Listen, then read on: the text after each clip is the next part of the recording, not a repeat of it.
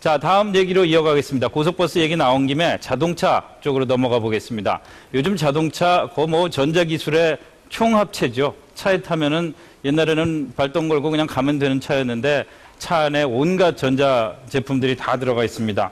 그런데 그런 전자제품들이 과연 우리에게 행복을 주는 전자제품들인지 한번 고민해 볼 필요가 있으면 좋겠습니다. 내가 졸리면 깨워주고 또 내가 피곤해 보이면은 자동차가 위로해주고 그런 자동차 만들면 안 될까요?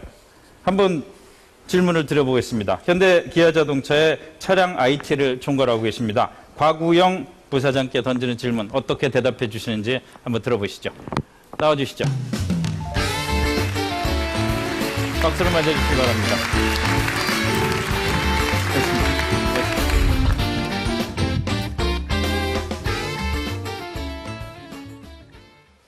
반갑습니다. 현대자동차그룹에 근무하는 곽우영 부사장입니다.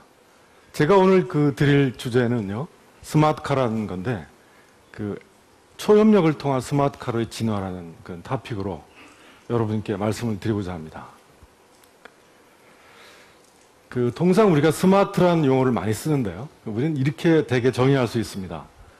우리가 생각했던 것보다 그 이상의 가치를 제공해주는 그 기술, 기기, 그 무엇을 우리는 항상 스마트라는 말을 먼저 붙이게 됩니다.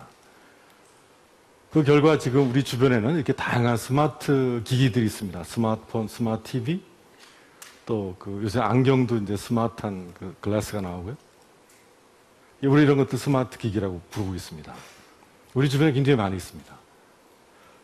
그런데 스마트카는 어떤 모습이어야 될까요? 하는 생각부터 해볼 필요가 있습니다. 굉장히 많은 분들이 다양한 모습으로 스마트카를 얘기하고 계시고 있거든요. 자, 어떤 모습일까요? 한번 보겠습니다. 청중 여러분은 이런 것이 스마트카의 모습이라고 생각하시나요? 그렇습니다. 스마트 기기 플러스 카, 스마트카, 예. 스마트 홈도 있는데, 그죠? 자, 이런 모습은 아니겠죠. 하지만 많은 사람들이 스마트카를 이렇게 정의합니다. 다양한 IT 기술이나 기기가 차량 내에 접목된 것. 그럴듯하죠. 그죠? 그 말 그대로 만들어 보면 이게 됩니다. 그쵸? 자, 이게 스마트카의 모습일까요? 우리는 아니라고 다 부정합니다. 그래서 우리는 스마트카가 무엇인지를 정확하게 알고 우리가 스마트카로 진화하려면 어떻게 해야 되는지 얘기를 해야 될 것 같습니다. 자, 우선 그러려면 자동차가 무엇인지 그 속성을 우리가 알 필요가 있어요. 역시 그런 속성은 역사적인 고찰을 통해서 알 수가 있을 것 같습니다. 자동차 역사를 잠깐 살펴보시면,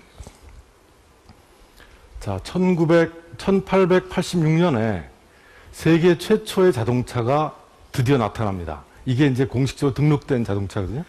그 영예는 벤츠가 받았습니다. 1기통 엔진이고요. 그 다음에 4행정 사이클, 흡입, 압축, 폭발, 배기. 우리 통상의 컨버스천 엔진들이 갖고 있는 그런 모습을 다 갖고 있지만 상당히 고가였고요. 한 대 만드는데 시간이 오래 걸렸습니다. 거의 수공업식으로 만들었죠. 그래서 가격도 고가고 또 아무도 잘 쓰지도 않고 하기 때문에 그 당시에 마차를 많이 탔던 분들은 저거는 못 쓰는 물건이야. 가격이 너무 비싸잖아. 그거보다 마차 3대 타는 게 낫지. 이렇게 표현을 했다고 합니다. 하지만 자동차 기술은 계속 발전을 해서 드디어 1908년에 미국의 포드에서 모델 T를 만들게 됩니다. 대량 생산의 계기가 되는 순간입니다.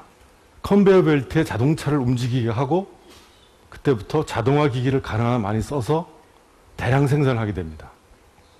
그 후로 약 20년간 1,500만 대라고 하는 모델 T가 생산이 됩니다. 그 당시에 전 세계에 약 3천만 대 정도의 차가 있었다고 하니까 그 반이 모델 T였다는 뜻이죠. 이런 자동차가 이렇게 보급화가 되면서 많은 대중들이 쓰게 되고 자동차의 대중화 시대가 열리게 됩니다. 근데 그 후에 많은 산업의 발전이 같이 병행됩니다. 반도체, IT, 또 기계공학은 제어공학과 합쳐져서 메카트로닉스로 발전이 되죠. 그래서 맨 우측에 보는 오늘날의 자동차의 모습이 되고 있습니다. 벌써 굉장히 많은 기능들은요, 소프트웨어로 구현이 됩니다. 한 90% 정도가 소프트웨어로 구현이 된다고 합니다. 그리고 약 한 40% 정도의 그 부품이 이미 전자 부품입니다. 자동차에는 25,000개에서 3만 개의 부품이 들어가거든요. 근데 그 중에 벌써 이미 반에 가까운 것들이 전장화되고 있는 그런 사실입니다. 이게 역사거든요. 근데 자동차는 초기에는 운송의 수단이었습니다. 그건 두말할 나위가 없죠. 원래 초기에 마차를 대체한 게 자동차였으니까. 근데 대중화가 계속되면서 보급화되면서 사실은 최근에는 우리들만의 운전자의, 나의 가족의, 나의 친구의 아주 프라이빗한 생활 공간이 되고 있죠. 그죠? 여성분들은 자동차에서 화장도 하시고요. 트럭 운전수분들은 바쁘시니까 차 안에서 짜장면도 드시더라고요. 리빙 스페이스로 바뀌어가고 있는 게 패러다임의 변화입니다.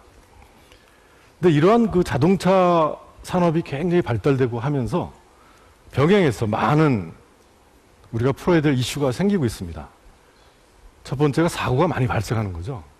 그래서 2010년도의 데이터를 보면 미국에서만 약 67만 건의 이 충돌 사고가 있었다고 합니다. 하루에 약 1,850건. 어마어마한 이제 충돌 사고가 있었습니다. 자동차는 굉장히 큰 운동 에너지로 움직이는 고도화된 기계 장치입니다.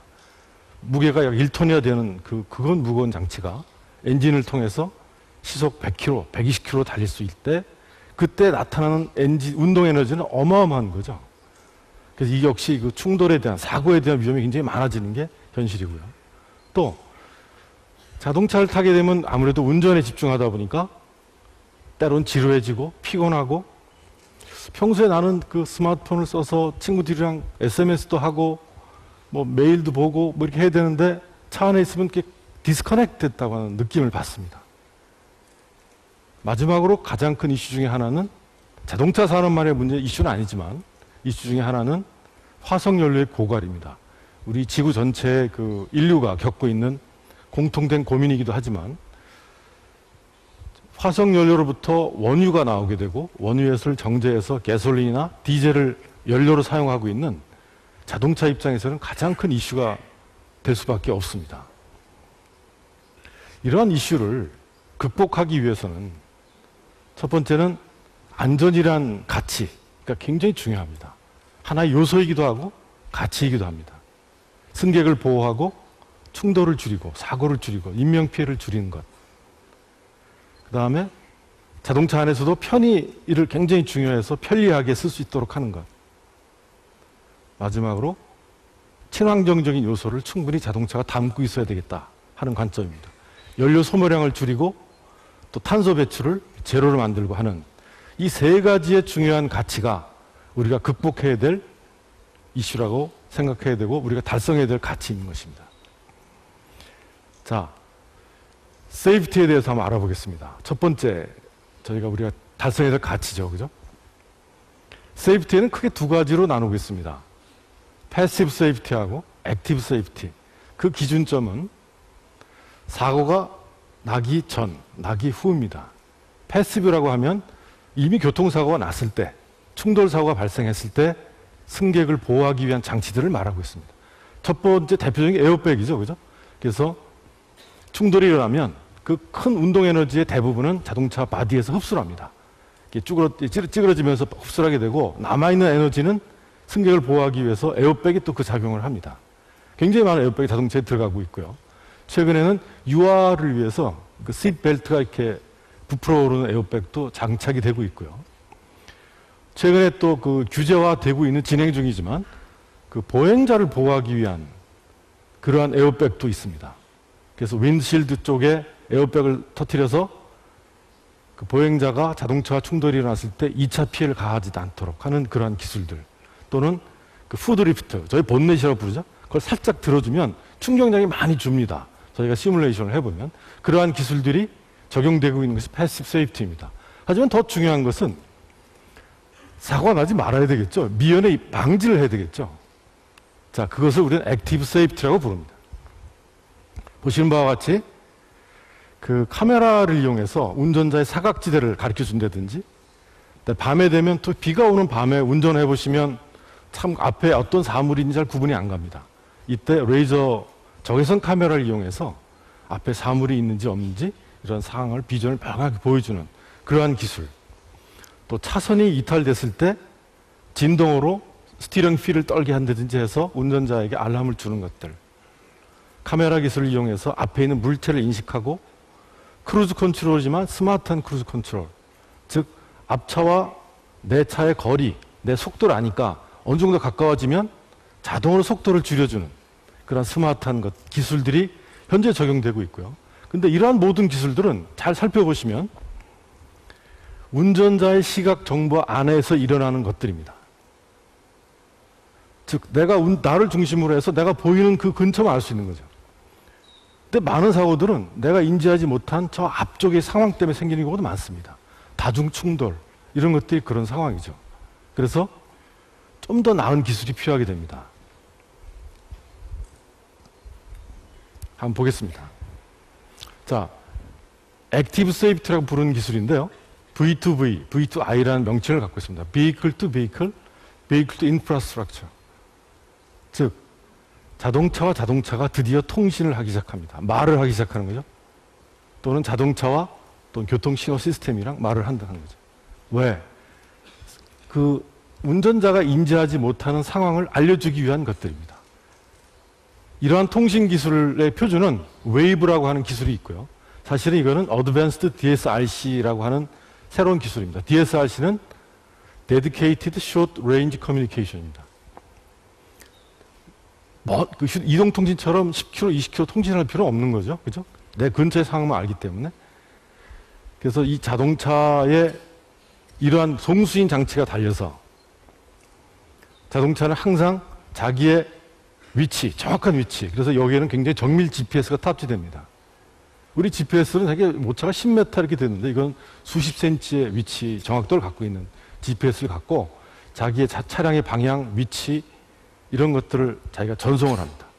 그러면 수신 장치를 갖고 있는 모든 차들은 그런 정보를 다 취합을 해서 마치 레이더 그 관제소에서 레이더 관제점을 중심으로 모두 이동되는 차량의 비행기를 알 수 있듯이 내가 내 차 주변에 일어난 모든 상황을 내 지도상에 매핑을 해서 알 수 있게 됩니다. 이러한 프로젝트는 지금 연구 중에 있습니다. 주로 미국과 일본과 유럽에서 이러한 프로젝트가 개발이 되고 있고요. 저희 현대자동차 그룹은 미국의 DOT가 하는 Department of Transportation, 교통부가 되겠습니다. 거기서 하는 프로젝트에 참가를 해서 현재 여기 있는 그 캠프에 8개 OEM이 있는데 저희가 중요한 역할을 하고 있습니다. 그 작년 8월 달에 세컨드 페이스를 하기 위한 그 모임이 있었습니다. 제가 여기 참석을 했었는데 어떤 나이 많으신 그 의원 한 분이 연단에 올라오셔서 집행일 짓고 올라오셨어요. 올라오셔서 이렇게 말씀하시거든요. 야, 여러분, 자동차가 드디어 말을 한답니다. 얘들이. 우리가 얘들한테 배워야 되겠어요. 이제 우리 인간은 소통을 너무 하지 않잖아요. 이런 표현으로 시작된 프로젝트이기도 합니다.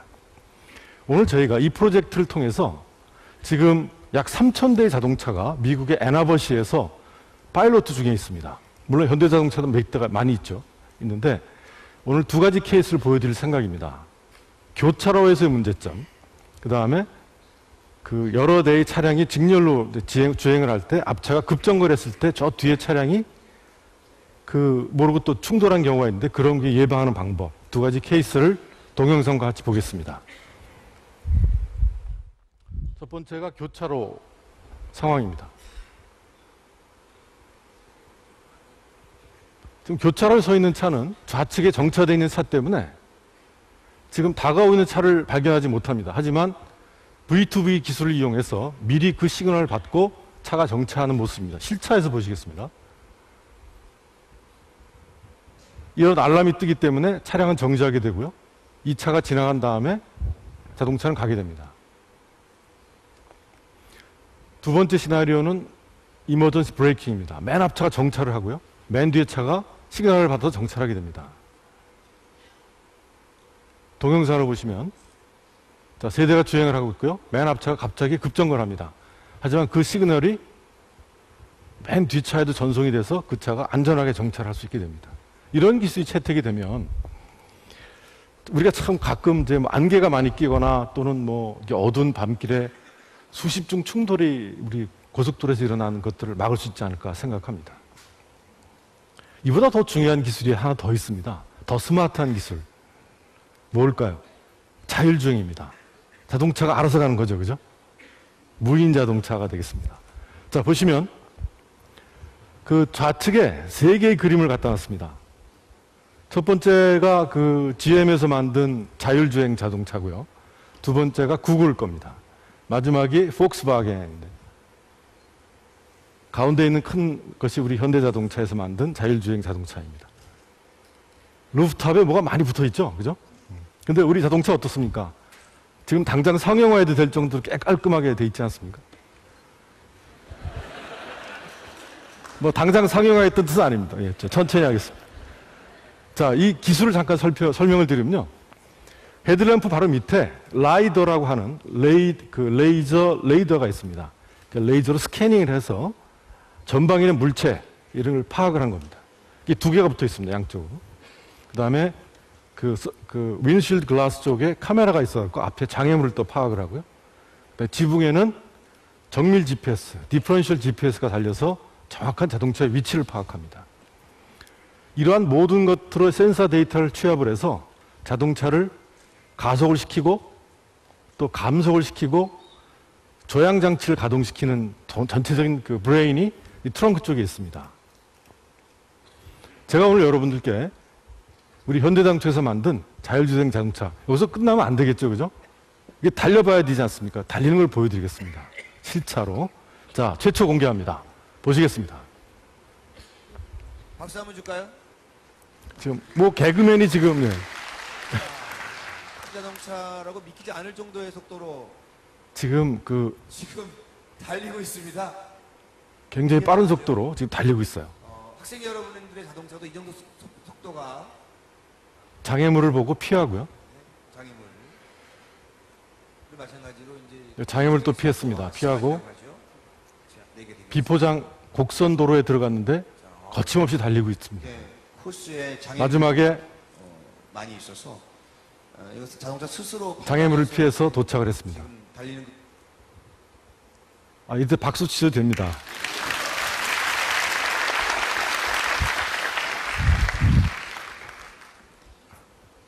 다음은 그 편이라고 하는 가치에 대해서 말씀을 드리겠습니다. 동영상 한번 보시겠습니다.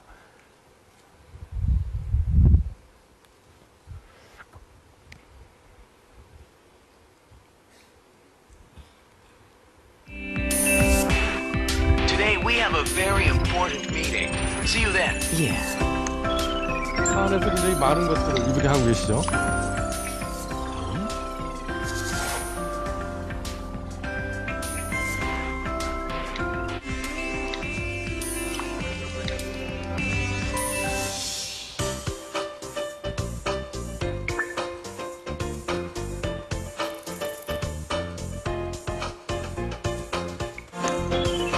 Flower shops.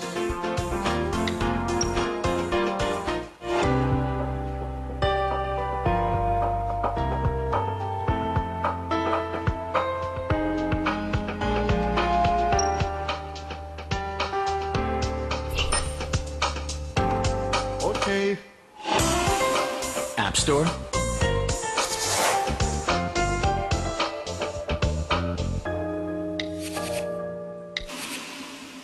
Baby, turn around and look at me and tell me what's on your mind. Well, are we breaking down or just breaking up for the 100 million?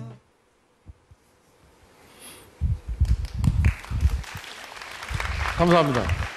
지금 그 기아 자동차에서 만든 나이모라고 하는 컨셉카에 탑재되어 있는 그 편의 기능입니다.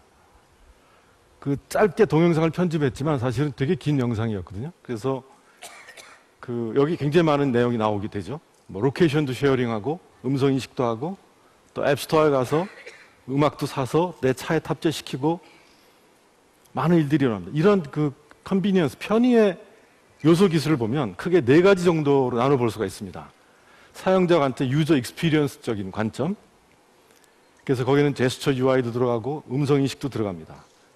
그 다음에 컨텐츠를 공유하고 또 저장하고 다양화하는 관점에서 클라우드적인 요소가 또 들어가게 됩니다. 그리고 자동차의 안전과 보안에 관련된 텔레매틱스 요소가 또 필요하게 됩니다. 또 하나 중요한 요소 중에 하나는 커넥티비티입니다. IT 디바이스를 자동차에 갖고 들어왔을 때 어떻게 연결할 거냐 하는 관점이죠. 커넥티비티 잠깐 더 살펴보시면 이렇게 다양한 기술이 현재 존재하고 있어요. 블루투스도 있고 와이파이 잘 아시잖아요. 그죠? 근데 미러링크라든지 미러캐스트, MHL, 유선, 무선 관련된 다양한 기술들이 컨소시엄이 만들어져서 진행되고 있습니다. 이러한 것들이 컨비니언스의 주로 요소 기술이 되겠습니다. 자, 다음은 우리가 환경이라고 하는 그 가치에 대해서 살펴보도록 하겠습니다. 여기 하이브리드 자동차나 플러그인 하이브리드, 전기차 이런 것들은 이제 이미 상용화가 되어 있지만 하이브리드 자동차는 연비를 절감하기 위한 목적으로 기존의 내연기관과 배터리를 써서 모터를 같이 기동하는 장비죠. 결국은 어떤 일이 일어나면 연료를 쓰고 있다는 겁니다. 근데 그걸 안 쓰는 게 전기자동차인데 전기자동차 역시 문제가 좀 있어요. 즉, 한번 충전해서 갈 수 있는 거리가 제한되어 있습니다. 아직 그 배터리 기술의 한계 때문에. 그래서 먼 거리는 가지 못하는 그런 단점이 있습니다. 그 다음에 대안으로 나올 수 있는 것이 연료전지 자동차라고 합니다. 퓨얼셀이라고 합니다. 우리 현대자동차 그룹에서 세계 최초로 올해 양산을 시작했습니다. 대량 생산을. 한 번 충전해서 600km를 갈 수 있고요. 최고 속도가 160km 나오고 제로 100이라고 해서 스타트에서 100km 아웃까지 도착할 때 시간 100km 아웃까지 12.5초. 일반 자동차 동일합니다. 또 탄소 배출도 제로죠.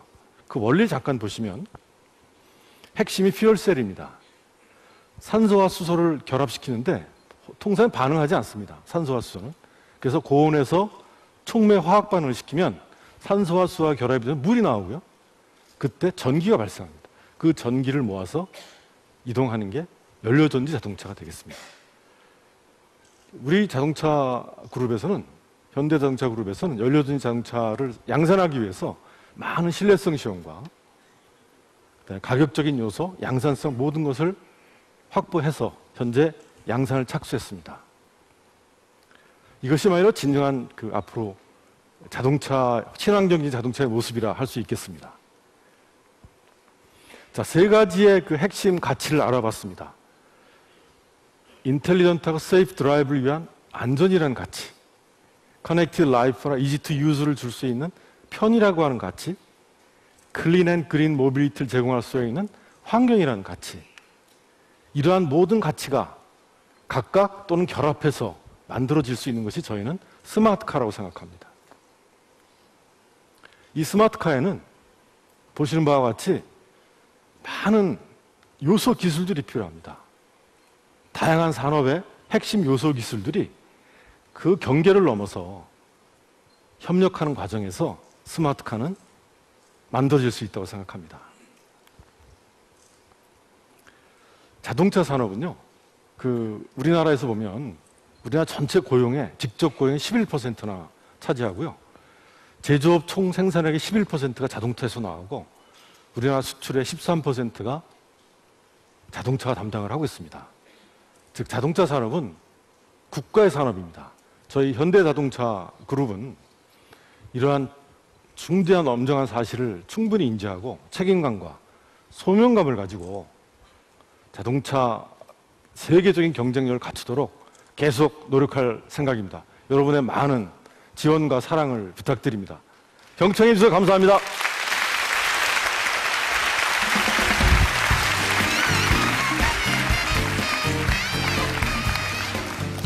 네, 좋은 말씀 감사합니다. 이 스마트카, 정말 갖고 싶은 스마트카에 대해서 자세하게 설명을 해주셨는데 끝까지 하나는 말씀을 안 해주시네요. 얼마 드는지 사려면은 아직은 가격이 결정이 안 됐겠죠.